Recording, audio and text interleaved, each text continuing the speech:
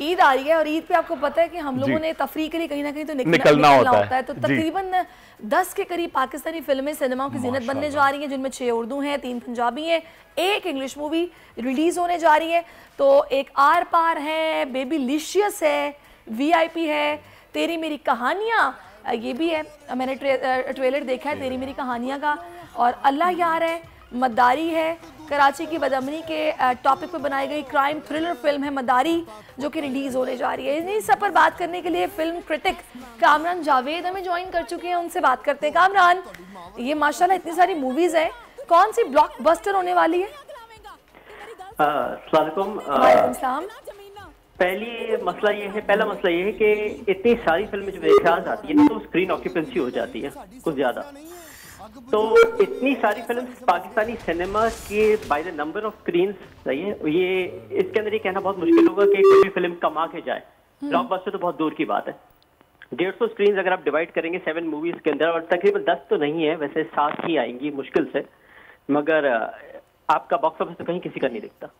अच्छा कामरान, मैंने ये तेरी मेरी कहानियां को स्पेशली देखा है क्योंकि वहाज अली आजकल बड़े हिट हुए हुए हैं तेरे बिन ड्रामे की वजह से। तो उनकी ये मूवी जिसमें आई थिंक माविश हयात के साथ हैं, तो ये इसमें आई थिंक स्टोरीज है मुख्तलिफ, मतलब एक पूरी मूवी नहीं है, एक सीक्वेंस नहीं है, डिफरेंट स्टोरीज दिखाई गई हैं। ये जो सोचा गया इस मूवी को लेकर, स्क्रिप्ट जिस तरह लिखा गया, इसको आपने किस तरह देखा है? अच्छा जी, इसके तेरी मेरी कहानियां के लिए मैं ये कहना चाहता हूँ कि मैं इसके सेट पे भी था दोनों। बेसिकली ये एंथोलॉजी है और इसके प्रोड्यूसर है सी प्राइम वाले। तो सी प्राइम एक यूट्यूब पे चैनल है। अच्छा। और ये शॉर्ट फिल्म्स बनाते हैं। आप अगर ये भी कह सकते हैं खासतौर पे कि ये शायद पाकिस्तान में सबसे ज्यादा शॉर्ट फिल्म्स बनाने वाली एक यूट्यूब चैनल प्रोडक्शन कंपनी है ना। तो इसकी शुरुआत भी ये हुई थी कि ये एक शॉर्ट फिल्म थी, और उस फिल्म को बनाने के बाद, उसको देखने के बाद इन लोगों ने एक डिसीजन लिया कि एक काम करें, क्यों ना हम एक शॉर्ट फिल्म की जगह 3 शॉर्ट फिल्म्स को कंबाइन करके एक एंथोलॉजिकल फिल्म बना लें। अब तेरी मेरी कहानियां के अंदर ये बात है कि एक चीज कह सकते हैं आप, ये इसका प्लस भी हो सकता है, माइनस भी हो सकता है, ये हमें ईद पे पता चलेगा कि एक फिल्म जो पहली वाली है वो नबील कुरैशी ने बनाई है, जो नामालूम अफराद, एक्टर इन लॉ, कायद आज़म जिंदाबाद, वो हिरा मानी वाली, वो एक हॉरर कॉमेडी है। सही। सेकंड आपके पास है वो मूवी है, अच्छा तीनों का नाम अलग अलग, उसका नाम है पसूरी, एक का नाम है हिरामानी वाली, उसका नाम जिन महल है, और पसूरी जो सेकंड वाली जो आपने शरियार मुनव्वर जिसके अंदर है रमशा खान है, मरीना खान ने डायरेक्ट करी है, वो एक आपके पास डिफरेंट फ्लेवर लेके आती है। वो एक वेडिंग मूवी है, तो वो फ्लफ कॉमेडी रोमांस वेडिंग जो हम देखते हैं अमूमन, वो जरा सा लाइटर टोन आ जाता है। अच्छा, वैसे आपको तवक्कुआत किससे हैं कि जो मतलब ऑडियंस को, व्यूअर्स को पसंद आएगी? आपके ख्याल में वो कौन से? उनके बेबीलिशियस भी मैंने उसका ट्रेलर भी देखा है, और आपको पता है सायरा और शहरोज इन दोनों की है, भले वो अलग हो चुके हैं लेकिन मूवी उनकी ये साथ उन्होंने जब थे तब की थी। उसके बाद मैंने जो एक मुख्तलिफ देखा है वो ये अल्लाह यार and the 100 flowers of God, ये नाम बड़ा मुझे अलग सा लगा, इसके बारे में बताइए। अच्छा जी, मैं ये बताता हूँ कि देखिए इस बार वैरायटी बहुत है ना आपके पास। एक आपके पास एंथोलॉजिकल मूवी आ रही है, एक आपके पास जो आपने क्या कहते हैं बेबीलिशियस का है, बेबीलिशियस एक रोमांस ड्रामा है।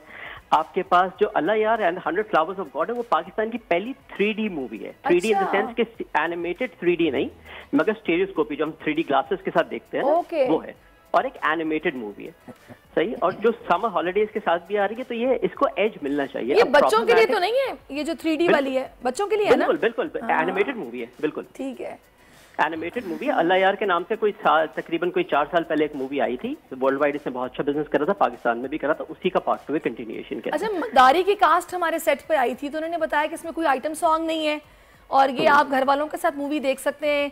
कराची के इश्यूज को हाईलाइट किया गया, बड़ी मुनफरिद मूवी है, बड़ा अलग से बनाई गई है, इसको आपने किस तरह देखा है? अच्छा, मदारी एक बड़ी डिफरेंट मूवी है। लोग अमूमन आर्ग्यू कर सकते हैं कि ये ऐसी टाइप की मूवी, कोई हाई बजट भी नहीं था इसका।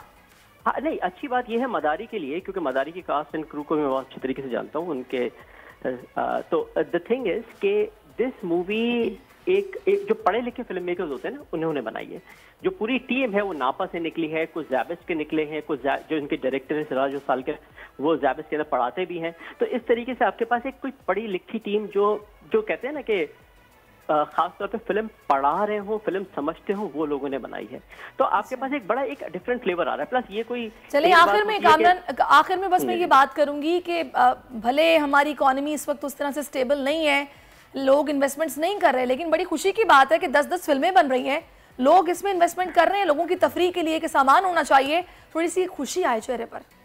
अच्छा चलिए, ये खुशी की बात शायद हो सकती है, मेरी नज़र में खुशी की बात नहीं है। अच्छा। क्योंकि पहली बात देखिए, सबसे बड़ा इशू क्या है कि आपके पास एक नंबर ऑफ सिनेमा की स्क्रीन है पाकिस्तान में, सिर्फ 150 है। 150 फिल्में अगर आप 7 फिल्मों में डिवाइड करते हो ना, सही है, प्लस साथ साथ कोई लेफ्ट ओवर फिल्म भी आपके पास हो, हॉलीवुड की आ रही हो, 8 फिल्में बर्दाश्त नहीं कर सकता। इसका मतलब है अगर एक आपके पास 4 से 5 दिन का बॉक्स ऑफिस होता है ना कमाने का, वो 8 में डिवाइड हो जाएगा और 8 में भी प्रॉपर्ली नहीं होगा। इसके अंदर आप कुछ फिल्म को शोज मिलेंगे, नहीं मिलेंगे, फिर ये एक बहस शुरू हो जाती है कि हमारी फिल्म को तरजीह नहीं दी गई डिस्ट्रीब्यूटर्स और एग्जिबिटर्स के दरमियान। ये प्रॉब्लम के अंदर इंडस्ट्री को नुकसान होता है। अगर 3 फिल्में अगर आपके पास बड़ी आती हैं, हमेशा हमें सबको पता है इंडस्ट्रीज के अंदर, हम जो सब इंडस्ट्री वाले लोग हैं, कि 3 फिल्मों से ज्यादा एक सिनेमा यानी एक सिनेमा चेन या पूरे पाकिस्तानी सिनेमा 3 फिल्मों से ज्यादा बर्दाश्त नहीं कर सकता एक ईद पे। तो जब 7 हो जाती है तो फायदा क्या हुआ? बिल्कुल आप ठीक कह रहे हैं। फिल्म मेकर्स ने पता नहीं फिर इस बात को क्यों नहीं सोचा, जो सभी ने एक साथ रिलीज करने का सोच लिया। सबसे बड़ी इशू इसमें ये भी बात है कि इस बार बहुत सारी फिल्म्स खुद इंडिपेंडेंटली डिस्ट्रीब्यूट हो रही हैं। आर पार हो गई, क्योंकि उसको डिस्ट्रीब्यूटर नहीं मिला तो वो खुद कह रहे हैं कि हम डिस्ट्रीब्यूट करते हैं, या डिस्ट्रीब्यूटर के साथ नहीं गए। बेबीलिशियस सेल्फ डिस्ट्रीब्यूटेड है, मदारी सेल्फ डिस्ट्रीब्यूटेड है। उसमें क्या हो रहा है कि आपकी स्क्रीन जो टूट रही है ना, उसमें कोई कमा नहीं पाएगा आपका। वैसे बिल्कुल जाहिर है, फिर ये जो इफेक्ट्स हैं ये तो फिर बर्दाश्त करने पड़ेंगे। बजट 2023-24 की सबसे बड़ी ट्रांसमिशन, बोल एक मर्तबा फिर सबसे आगे। वजीर खजाना की बजट तकरीर की सबसे बड़ी कवरेज, 62% अवाम ने देखा बोल की स्क्रीन पर। Welcome back to the budget transmission. सबसे बड़े पैनलिस्ट और रिपोर्टर्स की बड़ी टीम ने बजट के लम्हे लम्हे की अपडेट से किया बाखबर अपनी आवाम को। गुजरात अदाफ में यूं कह रहा हूं कि एक तरफ ये ख्वाहिश है कि लोगों को रिलीफ दी जाए, क्योंकि इलेक्शन सर पर है, तो कोई ऐसा बजट दे जो पॉपुलिस्ट हो। क्योंकि बोल रखता है खबर के हर पहलू पर नजर, बोल है सबसे आगे सबसे पहले। सब्सक्राइब करें और बेल दबाएं ताकि कोई खबर रह न जाए।